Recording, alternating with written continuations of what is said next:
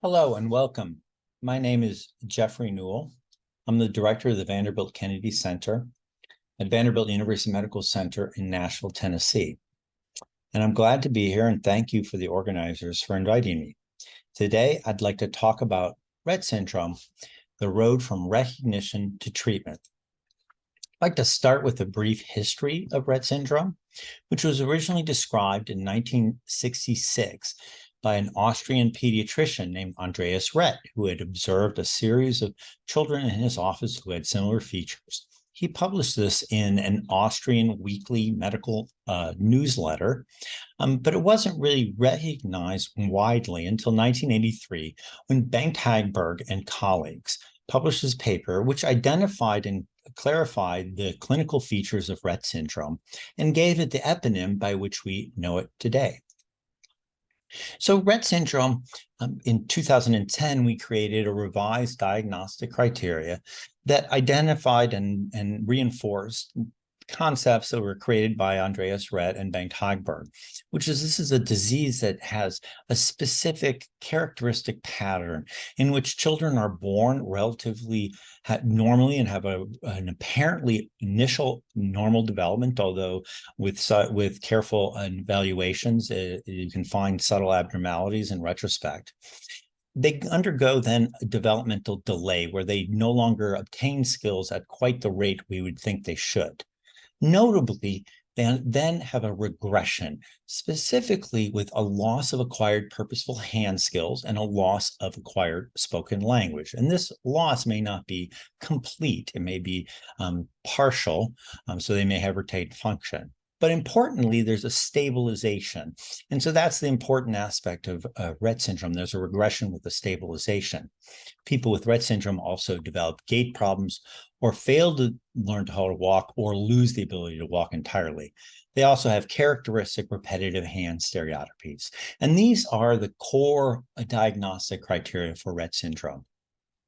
We've learned that it's an X-linked disorder that primarily affects girls, and it occurs in about 1 in 10,000 live female births.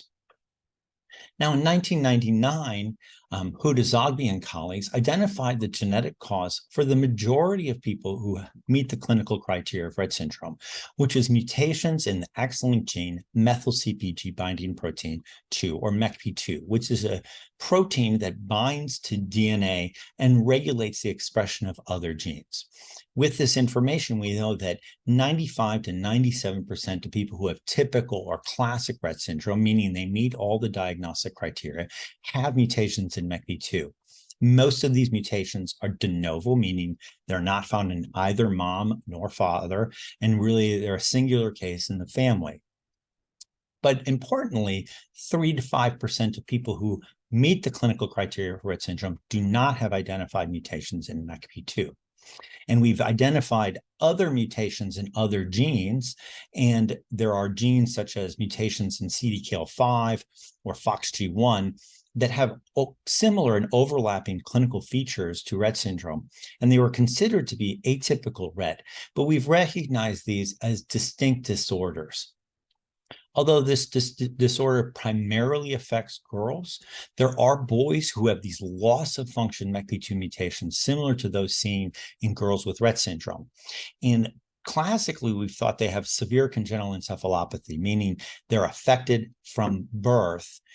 However, we've been recognizing there's a much broader phenotype, clinical features in boys who have these loss of function mutations. And I think that we need to do more work in this area to better understand this. Now, we've learned that you can also duplicate and have an extra copy, so a gain of function of MECP2. And this also causes a severe neurodevelopmental disorder that primarily affects boys. Then they have autistic features and seizures, absent speech, and infections. So there are some similarities with Rett, but it is also a distinct disorder. Now, with the identification of the genetic basis of most cases of Rett syndrome, this allowed genetic engineering to engineer rodent models of Rett syndrome, and they remarkably reproduce many of the clinical features that we see in people with Rett syndrome. Now, most work has been done in male animals, which is not the exact best model for Rett syndrome, which occurs in girls. But importantly, female animals also have similar phenotypes. These are mostly done in mice, but rat models have been generated, and they also show phenotypic abnormalities similar to those seen in people with Rett syndrome. Now, importantly, in 2007, Adrian Bird and colleagues did a genetic engineering of a mouse in which the gene MECP2 was disabled, but they could turn the gene back on, and they could turn it on in a temporal fashion using some genetic engineering tricks with a Cre recombinase. And when they did this, even after the animals were sick, they improved. Their survival improved, and a number of their behavioral features improved. And that originally was done in male animals, but it's been subsequently reproduced in female animals. And it also shows the ability to restore activity. So this really provided the basis for the hope that we could develop meaningful clinical therapies that could improve the lives of people and modify the disease course.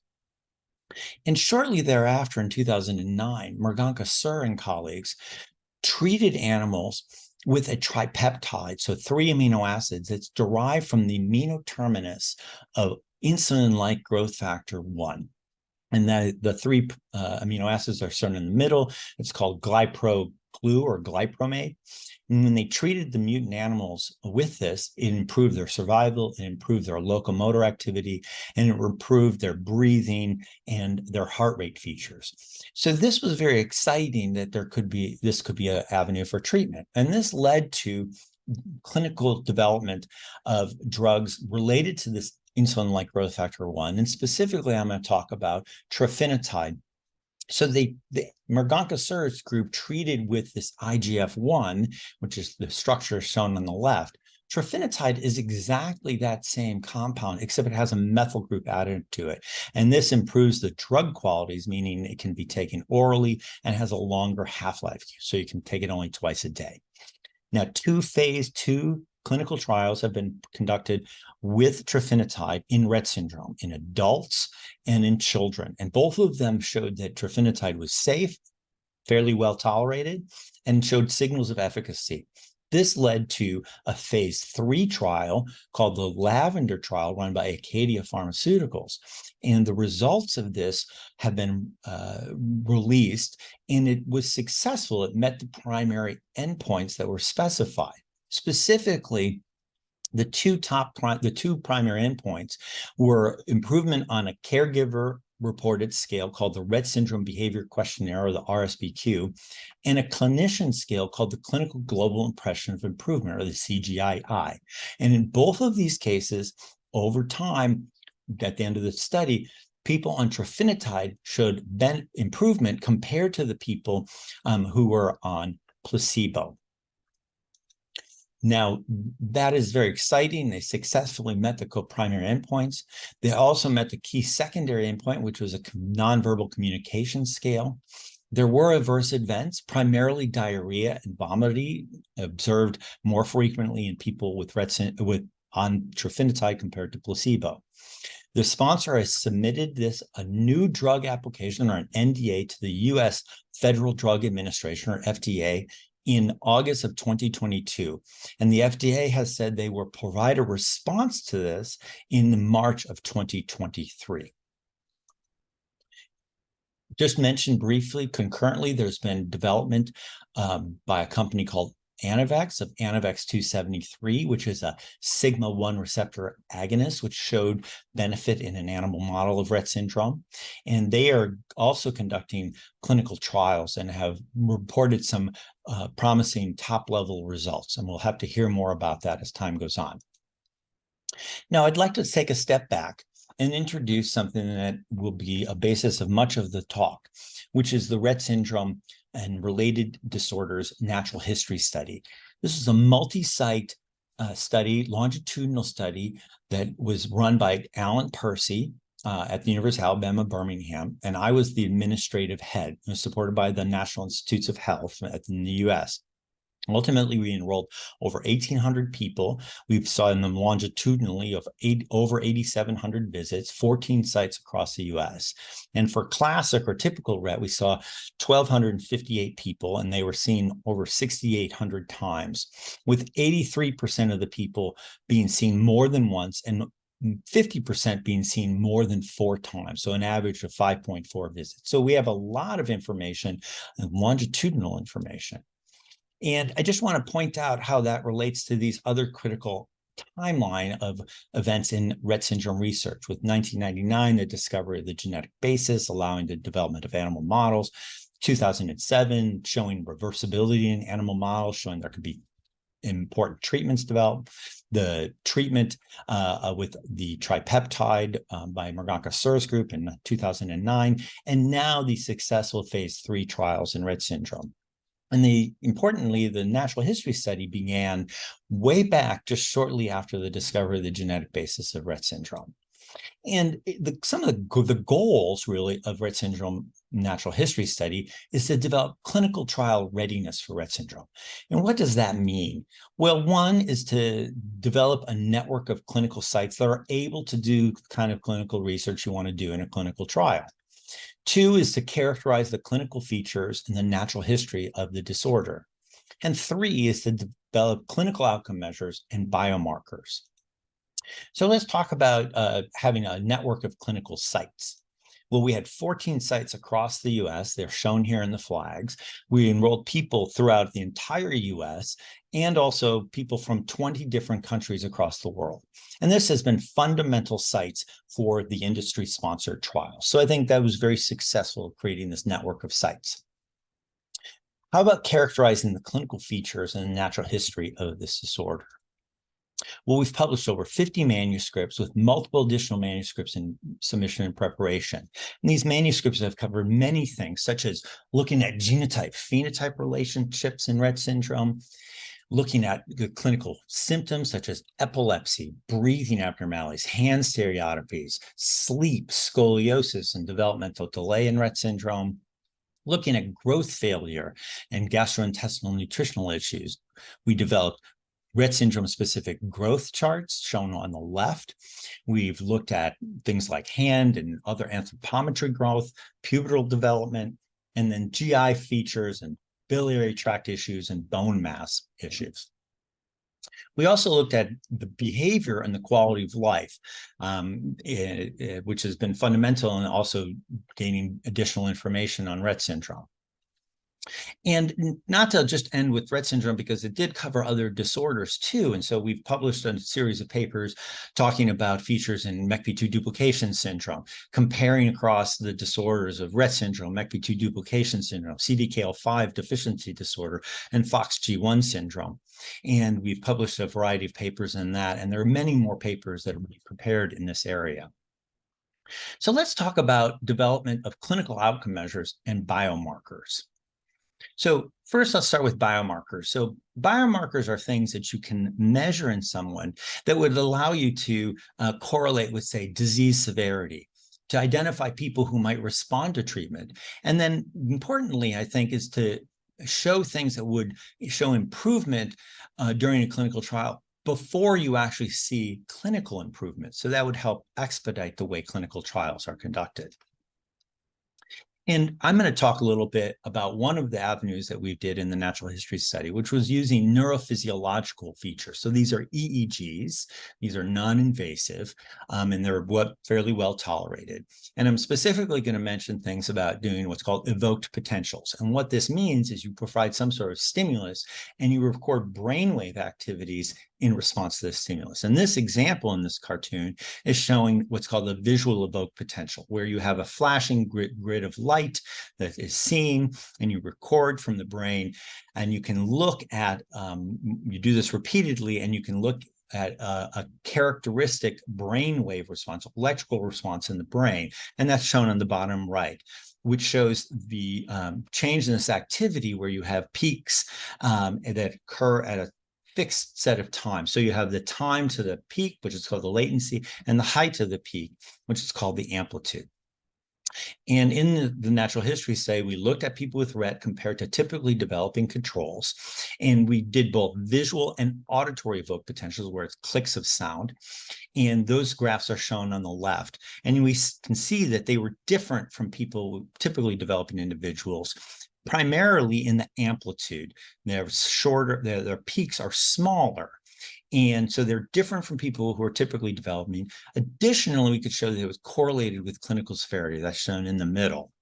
Now, my lab and other labs have gone on and looked in the animal models, and we can reproduce very, very similarly, these evoke potential response and other neurophysiological features in the mice. And we've shown that they also correlate with disease severity and progress over the time. And since we can do both things in both species, it offers opportunity to translate the findings between the species and to accelerate both preclinical and clinical research. So how about the development of clinical outcome measures? Of course, you can't do a clinical trial unless you have a good outcome measure. Now, we did work in the natural history study to help support the development of the clinical global impression scales. And I'll talk a little bit more about that later. But to take a step back, I think importantly is to think about when you have an outcome measure, you'd really like to measure what matters most to the people who are affected and to their caregivers. And within the context of the natural history study, we asked caregivers at every visit, what are their top 3 concerns? And we provided them with a list of 21 options. This list was generated through expert curation of the literature, discussion amongst expert clinicians, and then feedback and input from stakeholders from the International Rett Syndrome Foundation and other caregiver stakeholders. We also let people have an option of selecting other and entering a free text. And here's the results for the top concerns for classic or typical Rett syndrome. And this is just showing the top 10 concerns in ranked order. And I think importantly, you can see that some of the top concerns like lack of effective communication, lack of hand skills, abnormal walking, repetitive hand movements.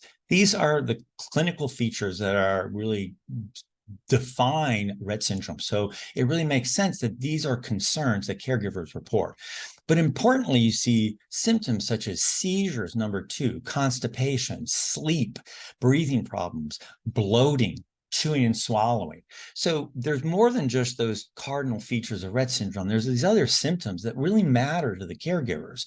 And it's important to think about when you develop treatments, they should really target these most important issues. Furthermore, if you have an outcome measure, you really want to assess those issues to make sure that this is really making a meaningful impact to the affected individuals and their caregivers. So what do we have for clinical outcome measures currently? These are the ones that are being used in the clinical trials that have been completed or ongoing. One is this caregiver scale, this Rett Syndrome Behavior Questionnaire, the RSBQ. And this is a 45-item questionnaire that the caregivers fill out. And it has these domains, which is more than just behavior, although it's weighted more towards behavior. Now, the advantages of this is that it's relatively simple to complete. It doesn't take that long, and it's understood by the regulators, the FDA and the EMA. The downsides is that we haven't really established the relevant differences that would be meaningful on this measure. And while it does cover a variety of domains, it does not necessarily cover all the top concerns well. Things like hand stereotypies and bloating are decently covered, but things like walking and hand use is not as well covered or fairly briefly covered, and other things aren't covered at all. Well, how about the caregiver assessed scale, the clinician assessed scale, which is the clinical global impression of improvement. Now, this is a fairly simple concept where you have a 7-point scale where the clinician evaluates how things have changed for the person in the trial. And it's the global impression, with 4 being that there is no change, and 3, 2, 1 being improvement, and 5, 6, 7 being worsening. This is also understood and accepted by regulators. But it's important that you have disease-specific anchors to help guide the raters, and we did develop those, and we also have to have a consistent training, which has also been developed and used in these clinical trials. Now, one of the downsides is that while it talks about improvement or worsening, it doesn't provide specifics of what was improved or what worsened, and so it doesn't really give you an information on that level. So the question is, can we use the natural history study to develop additional outcome measures? And so we did this from the data from the natural history study, looking at a rating scale that's filled out by the clinicians called the Motor Behavior Assessment Scale. And this is a clinician-rated scale that was used throughout the entire time of the natural history study, that had 37 items. Each item had what's called a 5-point Likert or ordinal scale, with higher scores being worse. And then we can create a combined score for a total score. Now, the issue is that this was never really evaluated. It wasn't developed as an outcome measure, and it wasn't really evaluated as an outcome measure. So we applied formal psychometric techniques using people who had classic or typical Rett. We had 1,258 people. We looked at their baseline visit, and we split it into a 2/3 development set and 1/3 validation set. For the development set, we use exploratory factor analysis to look at the factor structure, and the validation set would validate that. And from this, we developed the revised motor behavior assessment, or the RMBA. So this is 24 items that are clinician rated during the evaluation. These cluster into 5 factors, which is motor dysfunction, functional skills, social skills, behavior, and breathing problems, plus 3 important clinical features: seizures, rocks, hand stereotypies, and body rocking, that were included because we felt that they were very important. So overall, this had very good fit statistics. It also showed pretty good Cronbach's alpha, or internal consistency. Now, we looked at the validity of this by comparing to other clinician-rated scales of severity, like the Clinical Global Impression of Severity, where higher scores meaning more severe. And you can see that for the total RMBA score, people who had the lowest CGI-S, 3, they have a lower total RMBA than the people who are higher severity. So it climbs. We also compared it to another rating scale for severity in Rett syndrome called the Clinical Severity Scale, CSS, and it's very well correlated. We also showed that it had a genotype-phenotype relationship that we've seen repeatedly with things like R133C having a lower score on the RMBA on average as a group, compared to things like R168X, which is typically at the higher end of severity. So it's good consistency like that between the clinician scales. How about with the caregiver? So we looked at this compared to a quality of life measure, which is called the Child Health Questionnaire. And this gives 2 scores. One is physical health, shown in orange, and the other is psychosocial health, shown in blue. And you can see that the RMBA, as the score goes up, the score on the physical health goes down, and that means worse quality of life. We did not see a relationship with the psychosocial health, which also is consistent with what we've seen in other measures. It also, these RMBA subscales also correlated with caregiver-reported items that would be represented on the subscale, such as motor dysfunction, looking at things like ability to walk, bottom scoliosis, and there was a good correlation there. And we've then, on a small group of people, we looked at the RMBA subscales to the RSBQ, the caregiver rated, and we compared things like that we think would be correlated, like functional skills to hand behaviors, and you see good correlation. Social skills to anxiety, and you see good correlation. Breathing on the RMBA to the breathing measures on the RSBQ, and again, showing correlation. So that would be convergent validity, where the two things you're looking to see that something you think is measuring breathing that a clinician fills out is also what the caregiver reports.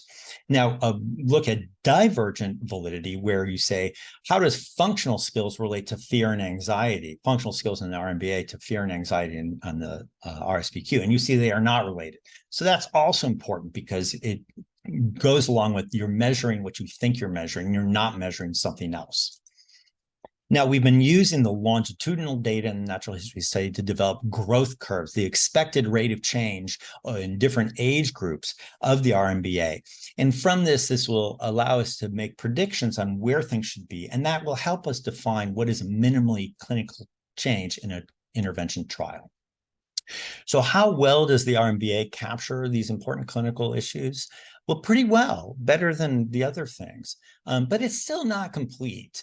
And the full range of functional skills on the RMBA, the range of options is not really as broad as we might like to see. So again, can we use the natural history study to develop a better clinician rating scale? And then can we also use the information to develop a better caregiver rating scale?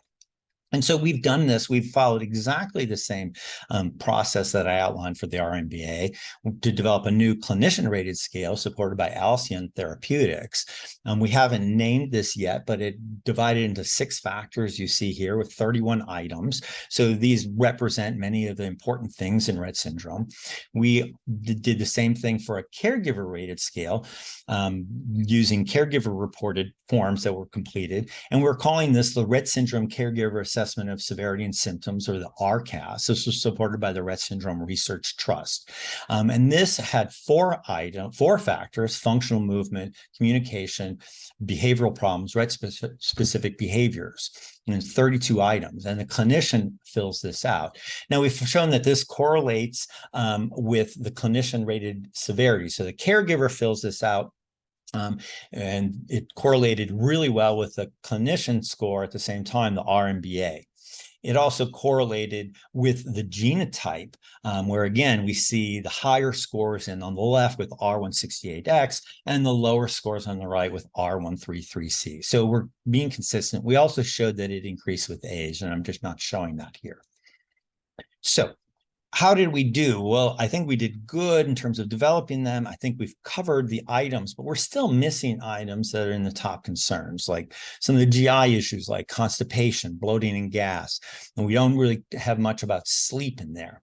So the good thing, though, is that other groups have done things. We did it in the natural history study to look at just using standard sleep evaluations in people with Rett syndrome, and we showed that that seems to be able to be worked. And the Baylor group in Houston has developed a gastrointestinal health questionnaire for Rett syndrome. So these, combined with other things, can help assess those clinical domains that are of top concerns.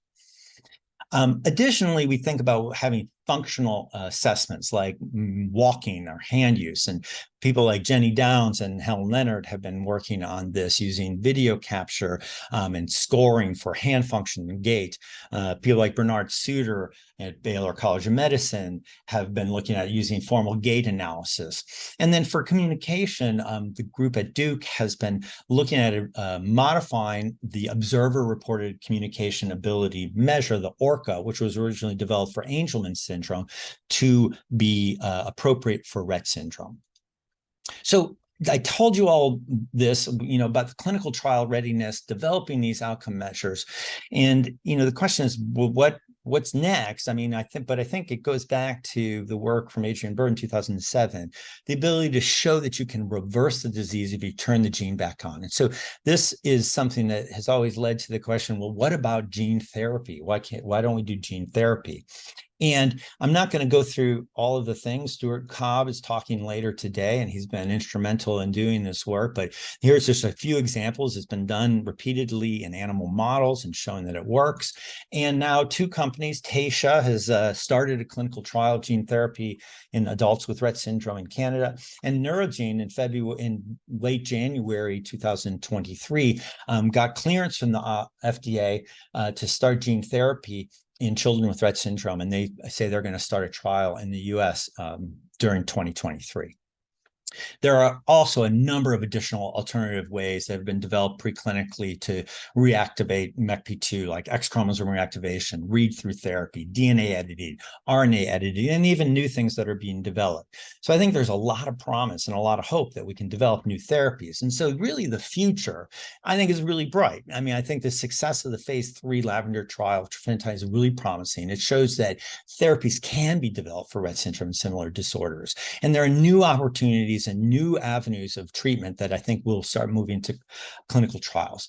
And the natural history is fundamental in establishing the ability to do these clinical trials. And it's critical to understand what problems need to be addressed. And we can continue to use the natural history study data to continue to develop these outcome measures. Now, I just like to list and thank the people who were part of the natural history study, especially Alan Percy, through his vision that we did this. And then, of course, I want to thank all the people who participated in the trials, the International Rett Syndrome Foundation, who supported the natural history study, and all the people that I really learned about Rett syndrome from, which are all the patients that I care for. Thank you for your time.